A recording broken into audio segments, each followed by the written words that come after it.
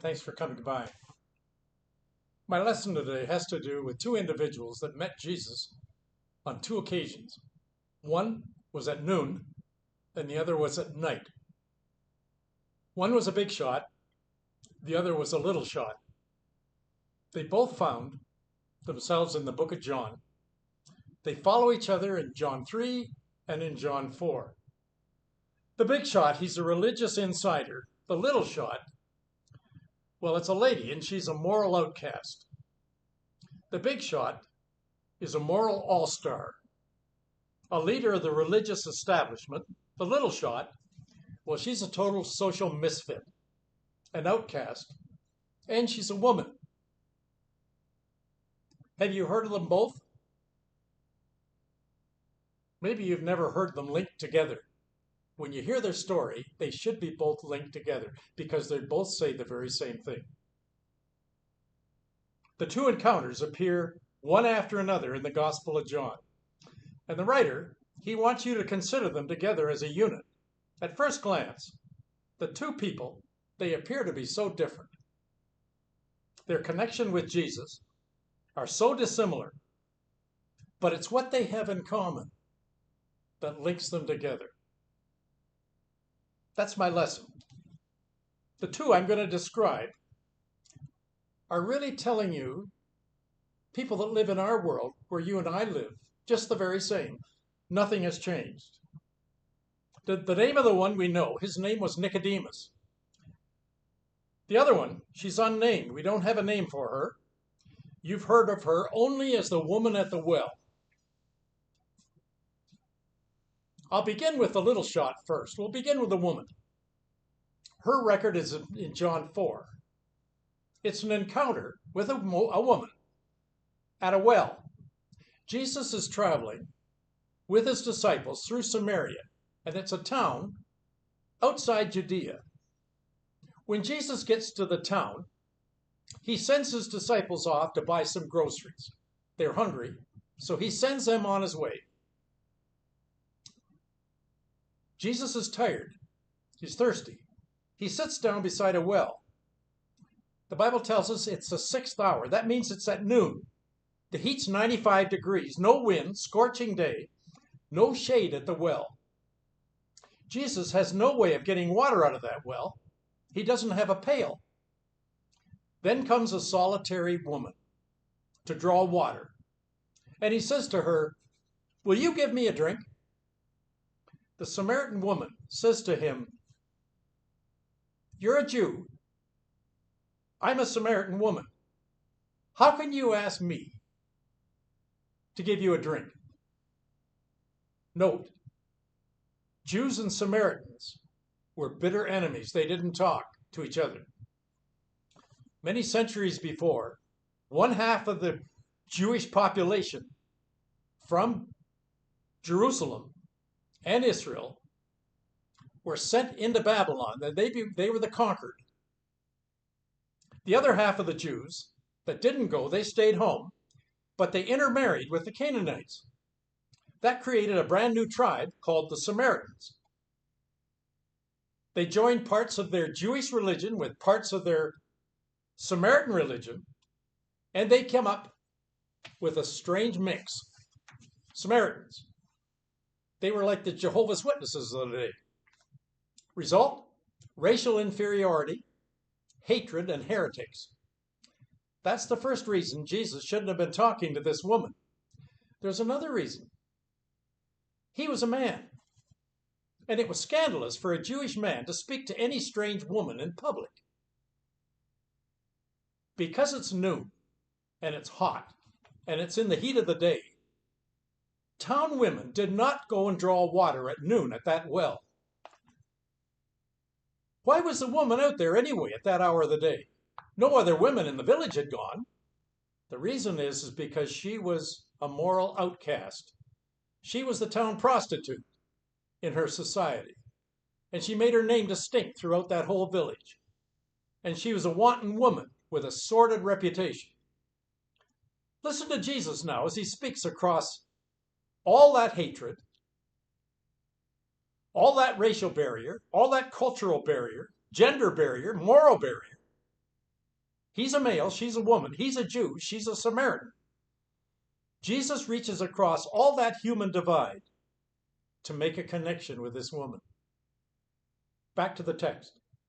Jesus answered her, "If you knew the gift of God and who it is that's asking for a drink, you would give him living water." "Sir," the woman said, "you have nothing to draw with. The well is deep. Where are you going to get this living water?" What is Jesus talking about? Living water. You can drink tap water anywhere in Canada from coast to coast and it's not going to hurt you. It's pure. The soul thirst that Jesus is talking about, living water, is forgiveness. This unfulfilled woman has been told all her past could be forgiven and she could start over brand new. That's called forgiveness. You that are listening to me, you're no different than she is. You thirst, and you have to have the forgiveness too. Back to the text. The woman said to him, "Sir, would you give me this water so that I will get that drink and that I don't have to come back to this well and draw water ever again?" To that statement, look at what Jesus says to her. He told her, "Well, before I do, could you go and call your husband and come on back?" "I have no husband," she replied. Is Jesus trying to trick her? Humiliate her? Why is Jesus changing the subject and asking for her husband? Well, he's not. He's going to show her that she's been trying to find this living water in the wrong direction, in the wrong places. She's trying to get it through men, and it's not working. Here's what it says. "You're right," said Jesus. "You have no husband. You've had 5 husbands, and the man that you're living with now isn't your husband. What you have said is quite true.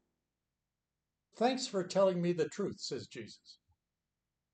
"Sir," the woman said, "I can see that you're a prophet to have to know this." John 4, verse 7. The woman is overwhelmed. She continues, she knows religious history, both the Samaritan history, the Jewish history. She's heard it preached to her little church where she attends. But she also learned that there was a Messiah coming. Both the Samaritans and the Jews believed that there was a Messiah on his way. Here are the words of Jesus. When the Messiah comes, or she says this, when the Messiah comes, he will explain all these things to us. When she says that, Jesus' next statement blows her away. "I, the one speaking to you," says Jesus, "I am he. I'm the Messiah." She was just forgiven.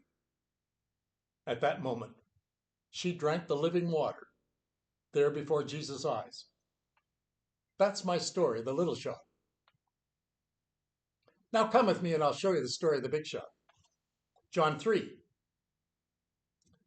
Nicodemus was known all over Jerusalem as a civic leader, Pharisee. He was the Henry Kissinger of the day. Here's what the text says, John 3, verse 1. Now there was a Pharisee, a man named Nicodemus, who was a member of the Jewish ruling high council. He came to Jesus at night and he said, "Rabbi, we know that you're a teacher who came from God. Nobody can do and perform the signs that you're doing if God isn't with him." Now watch this. Jesus treats this man the very opposite the way he treated the woman at the well. He treats him as a gentleman, a worthy civic leader. Jesus replied, "Very truly, I tell you, no one can see the kingdom of God unless he's born again." Jesus starts off gently, and then he gets very forceful as he confronts him. "Rabbi," says Nicodemus, "I've heard many wonderful things about you. People are raving over all your wisdom that God has given you." Jesus keeps coming. "Nicodemus, you must be born again," he says to his face. "You have to be forgiven. That's what the word born again means. Nicodemus, you have to be forgiven. Nicodemus must have been insulted by that. He's been worshiping God all his life according to the strict Jewish tradition. He had to be offended by such a pronouncement. Born again? What did Jesus mean? Nicodemus, remember, being a civic leader, member of the Sanhedrin, assembly of the Hebrew High Court of Judges. In the States, that'd be called the Supreme Court. The man has money, he's devout. You can't be more bona fide than that to be a member of the synagogue, do you think? So here's Nicodemus, no one more admirable, no one more educated, successful, disciplined, moral, curious, and very religious. How does Jesus address him? He doesn't treat him as a low caste. Rather, he's giving him living water. He speaks right to this big shot's reputation. You must be born again. Do you have to work to get that? Do you have to take a skill-finding test to get it? Jesus said, you don't have to earn it, and you don't contribute anything to be forgiven, to be born again. It's a free gift. It's salvation by grace. Poor, sophisticated, intelligent Nicodemus, he must have been terribly astonished with what Jesus told him. What Jesus is saying is that the pimps on the street and the Epsteins in your life, the prostitutes, they're in the same position spiritually, Nicodemus, as you are. Here's Nicodemus, loaded with moral, spiritual accomplishments, and there on the street are the homeless, the addicted, the losers, far from God, but just the very same as Nicodemus. To be forgiven, they both have to start from scratch, from the very same place. They must be born again. If that life is to change, it has to be a free gift, but it has to come from within. And that gift from within is what Jesus is talking about. I give you that gift inside because I have forgiven you. That woman at the well, everybody knew that she was a sinner and needed salvation. That's why she's talking to Jesus at noontime. But notice Jesus treats Nicodemus the very same way, even though it's at nightfall. Why would he treat both of them the very same? Why would Jesus tell this distinguished Pharisee, the Sanhedrin, that he has to be born again to earn a place in heaven? Well, the need for salvation is the same for both. Whether it's the living water for this woman or born again for this man Nicodemus. So there you have it. Nicodemus and the Samaritan woman, both equal sinners in need of grace. Either way, Jesus calls it forgiveness, living water, being born again. I've always enjoyed reading commencement speeches from famous celebrities. What they tell the graduates is usually a secret to their future and to their future success. Listen to this eloquent presentation by a famous novelist and writer and award-winning best-selling storyteller. This famous commencement address was delivered at Kenyon College, and the speaker was David Foster Wallace. What he's going to tell these graduates is a reflection of the two personalities here in John 3 and John 4, the woman at the well and Nicodemus. His topic that he addressed that day was called, Who Do You Worship? What God have you chosen to worship as you graduate from university today? What's going to be your success? Here's what he said. Is it money and things? Well, if that's your choice, be aware. Not real meaning in life will ever be enough. You'll never have enough of it. Here's the second thing he said. Is your body and beauty and sexual allure, is that going to be your choice? If you will, you're going to feel ugly one day because you're going to get old and you're going to start looking at yourself and you're going to die a million deaths. Here's the third one. If your desire is power, and that's your choice, you're going to end up feeling weak and you're going to be afraid, and you're going to need even more power over others to numb your own fear. Finally, he said, is it intellect? You're going to get smart well educated, you're a graduate today from university, you're going to end up feeling stupid and afraid, and you're going to be a fraud, always on the verge of being found out. All those forms of worship were insidious, characterized by treachery and slyness. They were more dangerous than could have been told. But that's what the graduates heard that day from David Foster Wallace. And he wasn't a religious person. He wasn't a believer. But he underscored and understood everything that the world desires to be successful when you come out of university. What he said in his commencement address was, trust in the world, that what the world offers. And whatever the world has for your faith, and it's going to mean your salvation, you go right after it. So if it's money, if it's beauty, if it's power, if it's intellect, those four things are going to work. You can't lose. 2 years following that address to 3,000 students at their commencement, David Foster Wallace committed suicide. The final words of this non-religious man were these: something in this life I have found missing, and I find it's eating me alive.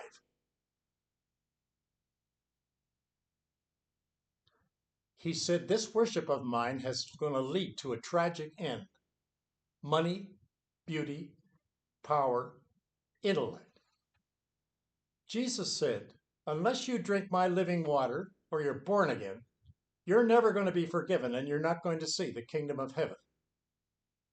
Bring your spiritual thirst, like the woman at the well, and bring your questions, Nicodemus, and I will answer them. And if you do, you become a believer. If you don't, in the end, you'll be abandoned. As you finish the 4th chapter of John, you'll see that the Samaritan woman tells her friends about the living water that she found there at the well. And she brought all her friends out to meet the new Messiah that she found. I wonder what happened to Nicodemus. Do you think he really was a believer? Well, here's what happened to Nicodemus. When Jesus died on the cross, the Bible tells us somebody took him down from the cross when he died. And that one that took him down was Nicodemus. And he carried his body in a sepulcher. And there he was placed in the resting place. Nicodemus did that. This woman found living water because Jesus said, I thirst. Jesus said those words on another occasion. On the cross, just before he died, he said, I thirst. He said that because he was experiencing the loss of a relationship with his Father in heaven. He was taking on my punishment, my sin on that cross, and because of what he did, he was going to turn my heart towards him. David Foster Wallace says, and he was enslaved by the world's tricks, describing the gospel of the world versus the gospel of John 3 and John 4. I just told you the story of forgiveness. Probably the greatest story in the Bible. 2 people, woman at a well, at noon, and a religious man, all-star, the best the Jewish had, at night. And together, they found the living water, and they found being born again. Same thing. They were both forgiven. You can be too. Trust me, those words that Jesus said so many years ago also apply to you. Well, that's enough for today. Thanks for joining me. I'll look for you next time.